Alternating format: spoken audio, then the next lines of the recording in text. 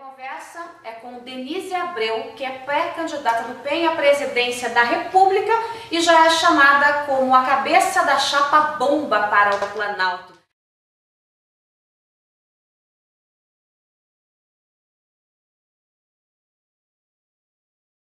Por que hoje o Planalto tem tanto medo da candidatura de Denise Abreu? Porque não é só a Denise Abreu. Quem passou pelo governo Lula com uma missão técnica conhece a estrutura do poder.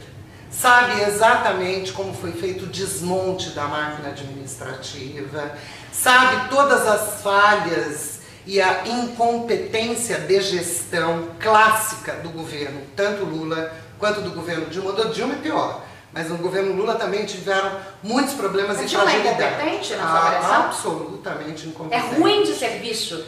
Não é só ruim de serviço, ela é ruim de raciocínio, é pior do que a execução. Às vezes você tem um bom formulador, mas que não é um bom executor. E às vezes você tem um excelente executor que precisa de um bom formulador.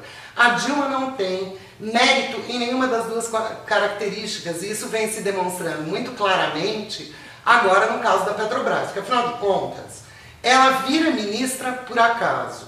O ministro da transição era outro, teve um confronto com o presidente Lula, ele acabou ficando sem ministro de Minas e Energia, ela compunha equipe e foi apresentar um PowerPoint que nem ela tinha desenvolvido. E aí o Lula, que não tinha ninguém, disse, pega essa mulher aí que tem um notebook, ele achou a coisa mais fantástica do mundo, para você imaginar o nível do governo.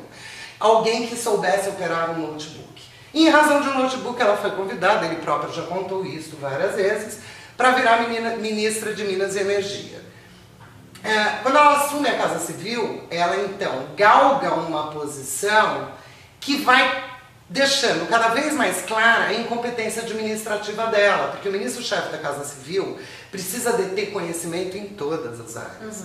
Todos os ministérios afunilam os projetos e debatem os projetos na Casa Civil, por isso que as equipes da Casa Civil têm muito conhecimento e qualificação. Mas o que aconteceu exatamente na gestão da Dilma é que ela infiltrou de pessoas para criar um grupo próprio que desconheciam a máquina administrativa, e as poucas que conheciam, em razão do tempo exíguo, porque ninguém sabia se o Lula seria ou não reeleito, queriam se aproveitar daquela oportunidade para fazer o seu caixa 2. E ali virou um mix de incompetência com interesses pessoais e partidários. Então se agrava muito a crise do governo do PT em razão destes dois componentes, porque antes tinha um pouquinho de competência e o interesse do caixa pessoal e partidário, mas agora piorava a situação na medida em que a gestão era péssima. De onde vem esse dinheiro do caixa partidário e do caixa 2? Você está falando das passadinas da vida, porque passadina,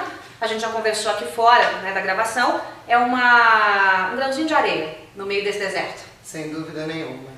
Todos os contratos, os grandes contratos e as licitações realizadas no governo Lula e no governo da Dilma, há sempre uma negociação por trás, com uma tarifa que eles chamam de pedágio, bastante elevada, porque tem um tal de patamar aceitável, dizem as pessoas, eu não acho nada aceitável, de corrupção em todos os países do mundo. É o percentual da taxa tal de do retorno. patamar de 10%. E que no governo do PT, este patamar passou a ser uma sociedade. Os petistas se tornam sócios das grandes empresas nas suas negociações para que eles firmem os contratos. Óbvio que um empresário não vai firmar um contrato onde ele perca dinheiro. Então ele coloca, além do lucro que ele tem, que é natural, é do mercado, é da produção, é do capitalismo, ele tem que agregar o valor exigido pelo intermediário do PT. E isso faz com que eles possam ter caixa pessoal, caixa partidário, e com o risco Brasil passa a ser enorme, porque o investimento internacional deixa de acontecer no nosso país, em razão da alta taxa de corrupção que temos, e que ninguém tem como discutir. Qual é garantir que não existe essa hoje? taxa, tendo em vista os inúmeros escândalos que tivemos de 2003 até este momento. Qual é o percentual do que era um dízimo de corrupção e agora já virou um dízimo superfaturado? Eu não sei, eu não sou empresária, mas eu imagino que pelo que o empresariado comenta, é que este patamar dos 10% teria subido para 40%. Então você há de convir que dá para fazer muito caixa e ele já tem, portanto, toda a reserva necessária para o patrocínio da sua campanha.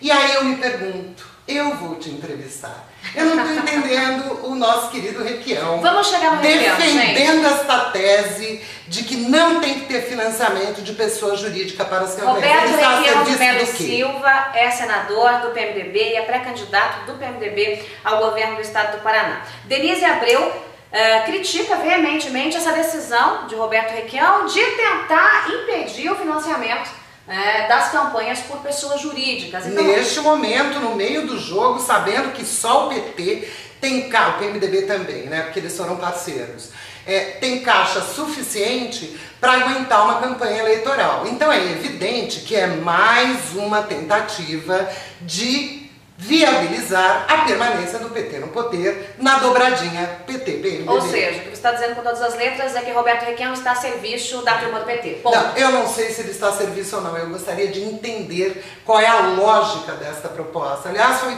brilhante a decisão do ministro Gilmar ao pedir vista dos autos, porque ninguém muda uma regra eleitoral no ano eleitoral. Há uma exigência de anterioridade da lei, tanto quanto na área tributária, e isso não é a proposta do Congresso Nacional. Então nós queremos entender, neste momento em que tudo está muito nebuloso, quem está a serviço do quê? Para a gente poder passar o país a limpo, o país vem sendo enganado pelos políticos desta nação, sempre num discurso populista, você leva uma mensagem à nação e o resultado dela, na verdade, não é em benefício da nação, é em benefício dos seus interesses pessoais. E é para isso que nós nos colocamos para a candidata à presidência da República. Bom, pelo teu discurso, pelo que você disse, pelo que você conhece, você fez parte de alguns conselhos aí no governo do PT, o governo... Não, apenas um. Conselho da Petrobras. Da Petrobras. Então vamos falar de Passadina, que seria esse grãozinho de areia aí em meio a esse deserto. Que esquemas você conhece, grandes ou bem maiores que o de Passadina, dentro do governo do PT e que teriam levado aí ao prejuízo dos cofres públicos, prejuízo gigantesco aí dos cofres públicos? Eu fui conselheira fiscal da Petrobras de 2004 a 2006. O Conselho Fiscal da Petrobras, pelo organograma, estaria acima do próprio Conselho Administrativo. Então, mensalmente, era remetida a matéria que nós iríamos votar no Conselho naquele mês, com a cópias dos contratos para que nós analisássemos e apresentássemos ou a nossa aprovação, ou então nós podíamos requisitar todos os setores da companhia para que eles nos trouxessem, e fizemos isso várias vezes, informações para que tirassem dúvidas dos conselheiros.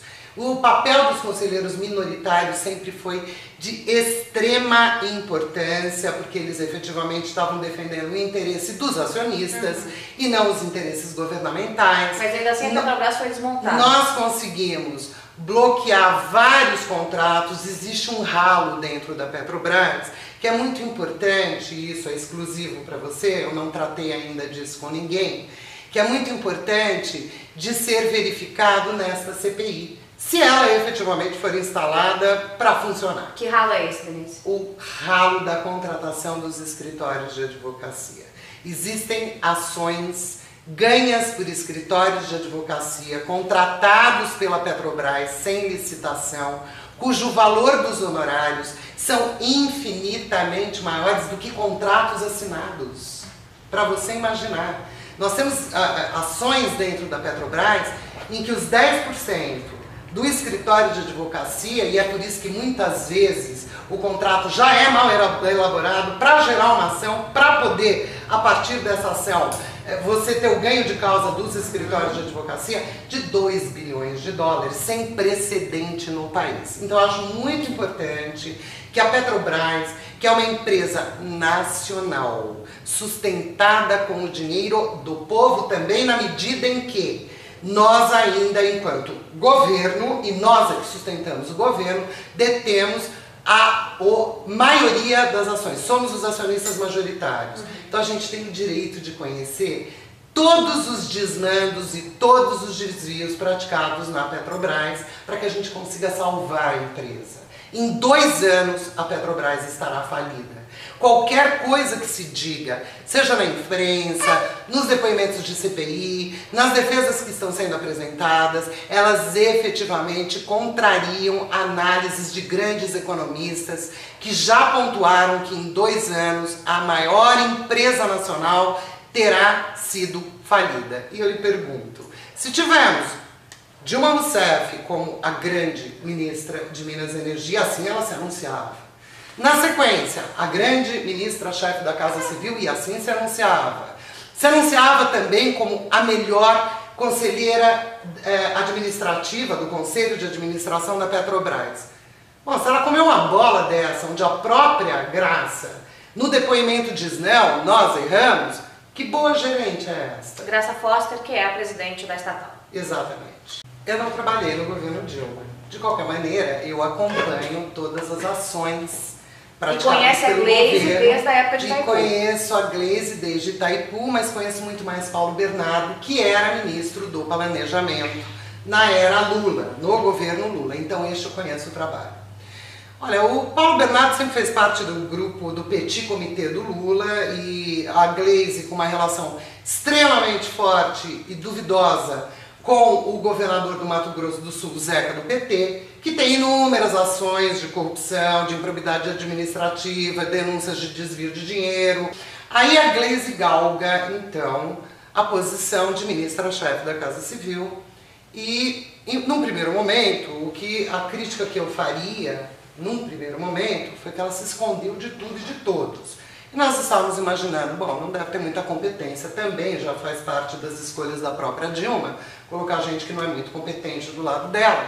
E é por isso que ela não se apresenta como ministra-chefe da Casa Civil. Não dava entrevista, as pessoas não conseguiam audiência, ela ficava muito escondida. Mas é verdade, até então, era o Paulo Bernardo que estava comandando.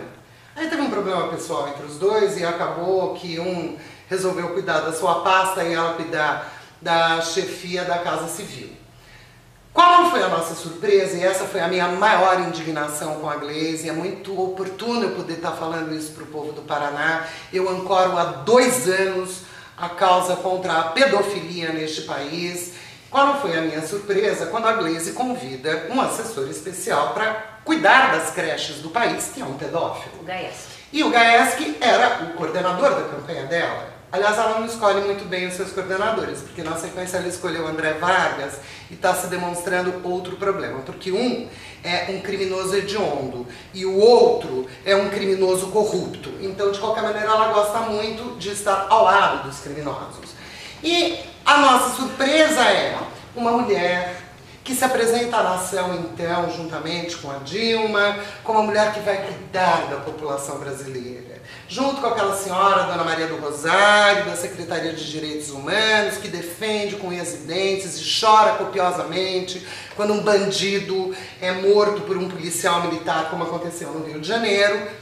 E elas não deram uma palavra às famílias, pais, avós dessas crianças que sofreram de uma maneira absurda um dos maiores traumas, se não o maior trauma que um ser humano pode passar na tenra infância, que é ser vítima de pedofilia. Eduardo Gaeski foi preso, acusado de estupro de vulnerável. Você acompanhou tudo aqui no blog da Joice.com. Ele permanece preso. Ele trabalhava ao lado da ministra-chefe da Casa Civil, Gleisi Hoffmann, quando estava ali no Planalto. E Gleisi Hoffmann, à época do escândalo que houve pela Sem Brasil, estava na China. No momento estava na China, falou comigo por telefone, a única entrevista que no momento ela deu, e disse que não sabia de nada e que a agência, o pessoal do setor de inteligência fez um levantamento e não encontrou absolutamente nada contra a Gaeski, ainda que houvesse já um procedimento na justiça, nos cartórios, que a cidade inteira soubesse do escândalo envolvendo o homem que foi prefeito, do interior do Paraná. Exato.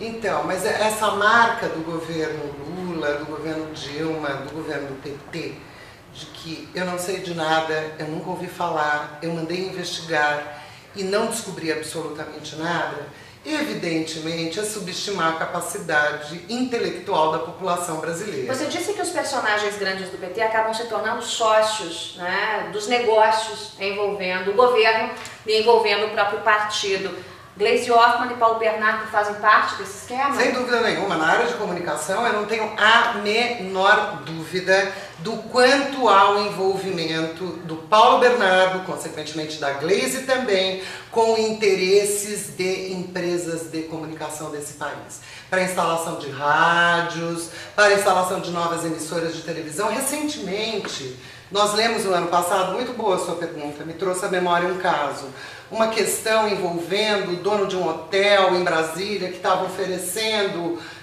vaga para o José Dirceu trabalhar. Você está lembrada disso? Sim. Do Hotel St. Peters? Sim. Então, ali também existia um outro interesse, porque ele é um grande empresário da área de comunicação.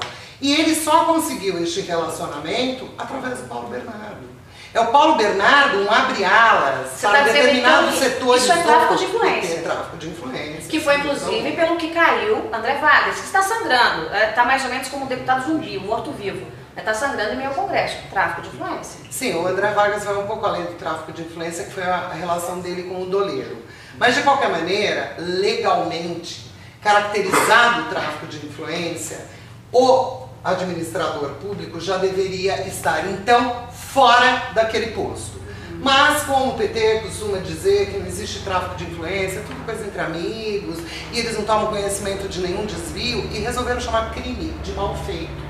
Isso eu achei uma das coisas mais inovadoras no governo do PT. Não existe mal feito, existe uma lei. Descumpriu a lei é crime.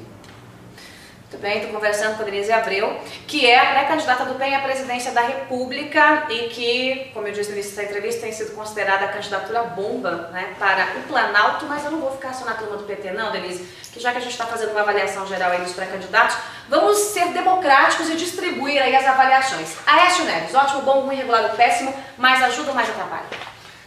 O Aécio foi um bom governador.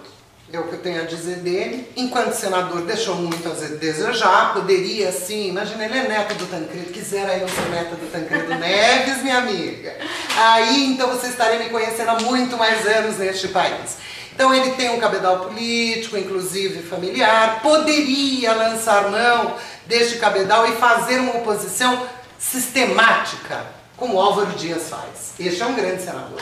Fazer uma oposição sistemática, desvendando a nação, as diferenças entre o que é proposto de novo governo e os desmandos e desvios que estão acontecendo no governo do PT. Então, para mim, o Aécio vem deixando a desejar na qualidade da oposição que ele poderia estar realizando. Eduardo Campos e Marina Silva. Então, Eduardo Campos, ele se uniu a Marina Silva recentemente, inclusive, ao lançar a sua pré-candidatura e agora já se consolidando como candidata à vice-presidência da República, fez questão absoluta de reafirmar a sua relação de 30 anos com o PT e criticar só a Dilma. Então ela preserva o PT e ela preserva o Lula e faz uma crítica exclusiva ao governo da Dilma. Isso também não é justo. O governo da Dilma, o próprio Lula disse, quem governa sou eu. Então se a Dilma está errando, quem está errando é o Lula. E se o Lula está errando, quem está errando é o PT. Por que esta preservação do PT? Porque passou 30 anos por aquele partido. Então esta mistura do Eduardo, que vem de uma ala mais menos à esquerda, com a Marina nessa ala ambientalista, juntando interesses de agronegócios com ambientalismo, está resultando na queda do Eduardo. A gente viu nas últimas pesquisas que saíram que ele já caiu mais 2 pontos. Então, ao invés de estar trazendo benefício para a campanha do Eduardo, está trazendo problemas. E outro, o Eduardo também é neto do Miguel Arraes, não é uma novidade na política nacional. Existem alguns problemas em Sauípe, com Abreu Lima, que é muito maior que Passadina, que envolve o estado de Pernambuco e que a gente também espera que apareça na CPI. Eu não acho nem correto que só saia Passadina, Abreu e Lima tem que aparecer efetivamente.